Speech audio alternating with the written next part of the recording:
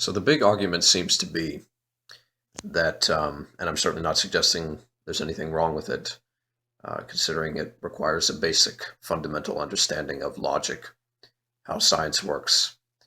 Uh, but I certainly don't think that this argument is something that we should cling to, have it be the only argument. The big argument seems to be that because there is no evidence to suggest that there is such a thing as God, that therefore there is no such thing as God. This is certainly true, and it's an argument that should be used, but I don't think we should let it go at that. Why?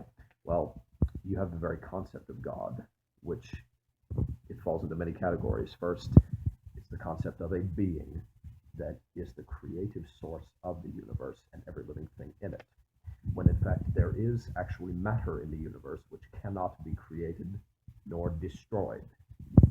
So that puts that to bed. Also, you have the concept of a being that transcends reality, transcends nature, transcends reason, logic, all the laws that are put in place to help us, I might add. So that would kind of make God a bit counterproductive, wouldn't it? That this being transcends. It's silly to suggest that because it's the big cop out that the religious folk love to use, or the creationists, or the theists, when they're debating you. Uh, so, and also there's the idea that this being is omnipotent. I mean, there are a lot of problems. There's probably a problem with omnipresence. Just all the omnis probably have problems with them, but omnipotence is the big one because the idea that there's this being that is all powerful. Well, could that being thereby create a rock that was too heavy for itself or himself or herself to lift? So you understand the problem. That puts that to bed as well. And again, these are just a few. Just do some thinking about it, please. I always encourage that. Think for yourselves. Don't take my word for it. Look at the facts, as Bertrand Russell said. Now, the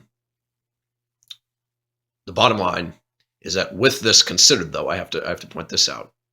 The very idea of believing that there is a God at its basis by itself, never mind anything religious, never mind the worship, the set of codified rules or dogmas or creeds or ideals that can be attached to them, which make up all the religions of the world, just the idea of, I think that there's a God, is dangerous.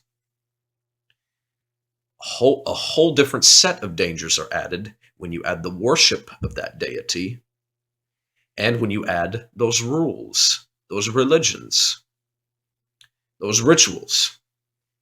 But at its basis, believing that there is a God is dangerous. It can do things you probably wouldn't even imagine to what may be an otherwise rational human being, a rational sapien, an intelligent sapien. So that's all I've got to say on the matter.